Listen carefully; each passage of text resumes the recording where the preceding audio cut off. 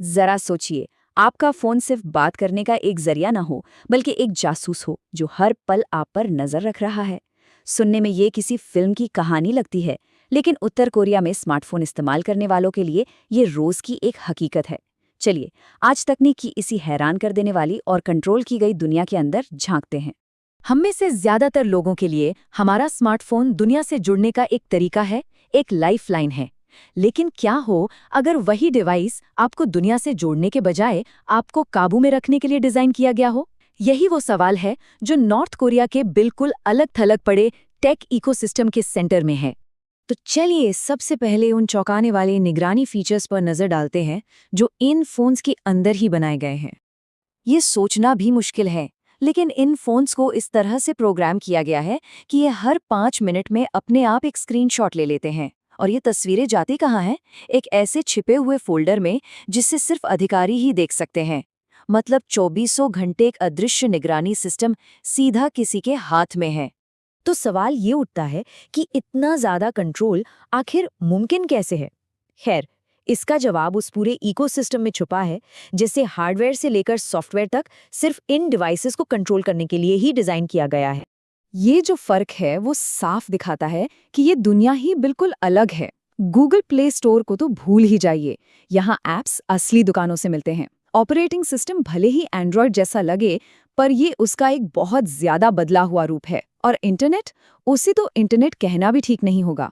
वो दरअसल एक बंद दीवारों वाला राष्ट्रीय इंट्रानेट है, जिसे क्वांगम्योंग कहते हैं। यहाँ तक कि फोन का मालिक कौन होगा, इस पर भी बहुत सख्त कंट्रोल है। ये एक ऐसी बात है जो आज के डिजिटल दुनिया में सोचना भी मुश्किल है। एक क्लिक से कुछ भी डाउनलोड करने की बजाय एक नया ऐप लेने के लिए सच में दुकान तक चलकर जाना पड़ता था। और ये प्रोसेस भी कोई आसान नहीं है। एक सरकारी दुकान पर जाकर ऐप चुनना होता है और फिर एक टेक्नीशियन उसे इंस्टॉल करता है। और सबसे जरूरी बात, आपकी आईडी, आपके फोन की यूनिक आईडी और आपने जो ऐप लिया है, सब कुछ एक साथ लिंक करके रिकॉर्ड कर लिया जाता है। ये आपके हर डिजिटल कदम का एक परमानेंट रिकॉर्ड बना देता है। तो ये टेक्नोलॉजी लोगों की रोजमर्रा की जिंदगी पर कैसे असर डालती है? चलिए देखते हैं कि ये कंट्रोल, बातचीत और यहाँ तक कि खुद को एक्सप्रेस करने के तरीकों पर कैसे असर डालता है। ये कंट्रोल, सोचिए, शब्दों के लेवल तक जाता है। जरा सोचिए, कोई भाई टाइप करे और फोन उसे अपने आप बदलकर कॉमरेड कर दे। ये एक बहुत छोटा लेकिन बहुत ही पावरफुल तरीका है ये जताने का कि राज्य परिवार के रिश्तों से भी ऊपर है। और बात सिर्फ शब्दों तक ही सीमित नहीं है, फोटोग्राफी पर भी बहुत ज्यादा कंट्रोल है।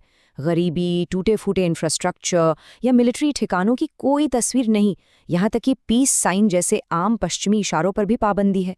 मकसद क्या है? सिर्फ एक ही, देश की एक परफेक्ट, एकदम साफ सुथरी इमेज बनाए रखना। अच्छा, एंटरटेनमेंट का क्या? वीडियो गेम्स में तो शायद थोड़ी आज़ादी होगी।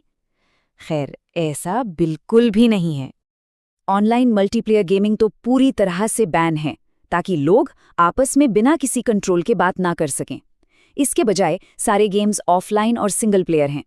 यहाँ तक कि मशहूर ग्लोबल गेम्स के जो क्लोन बनाए गए हैं, उन्हें भी प्रोपेगेंडा के लिए बदल दिया गया है, जिनमें दुश्मनों को विदेशी आक्रमणकारी के तौर पर दिखाया जाता है। तो अब आते हैं सबसे बड़े सवाल पर। क्यों? आखिर ये सब क्यों किया जा रहा है? इस हद से ज्यादा तकनीकी कंट्रोल के पीछे एक गहरा ऐतिहासिक डर छिपा हुआ है। जो सॉर्स मटेरियल है वो सोवियत संघ के पतन को एक बहुत बड़ा टर्निंग पॉइंट बताता है। शासन ने देखा कि कैसे बाहर की जानकारी एक पूरी सत्ता को हिला सकती है, और तभी उन्होंने ठान लिया कि टेक्नोलॉजी का इस्तेमाल तरक्की के लिए नहीं बल्कि खुद को बचाने के लिए किया जाएगा, और वो भी कंट्रोल के जरिए। और ये कंट्रोल सिर्फ फोन तक ही नहीं है।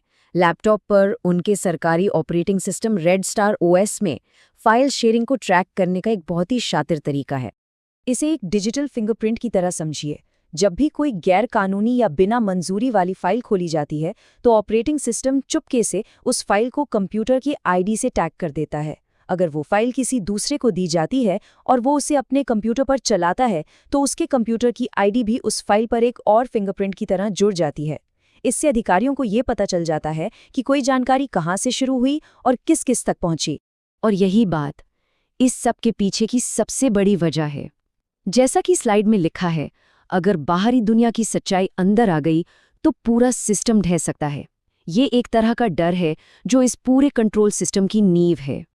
अब नॉर्थ कोरिया का मामला तो बहुत एक्सट्रीम है, लेकिन ये टेक्नोलॉजी, कंट्रोल और इन्फॉर्मेशन को लेकर हमारी अपनी दुनिया के बारे में भी कुछ ज़रूरी सवाल खड़े करता है। हालांकि पैमाना बिल्कुल अलग है, लेकिन जानकारी को कंट्रोल करने का जो आइडिया है वो पूरी तरह से अनजान नहीं है। ये 10 अलग अलग रूपों में हमारे आसपास भी मौजूद है।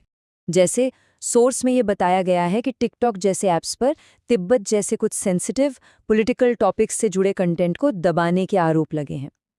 और ज़रा अपने सोशल मीडिया फीड के बारे में सोचिए। एल्गोरिदम तय करते हैं कि हम कौन सी खबरें और विचार देखेंगे। जाहिर है ये नॉर्थ कोरिया जैसा बिल्कुल नहीं है, लेकिन ये भी जानकारी को एक दिशा देने का ही एक तरीका है। और यहीं पर एक बहुत ज़रूरी फ़र्क सामने आता है। हमारी स्थिति और नॉर्थ कोरिया की स्थिति में अंतर कंट्रोल के होने या न होने का नहीं है, बल्कि चॉइस यानी कि विकल्प के होने का है। हमारे पास अलग अलग प्लेटफॉर्म्स और जानकारी के सोर्स के बीच चुनने की आज़ादी है। ये जागरूकता और ये विकल्प ही सारी बात बदल देता है।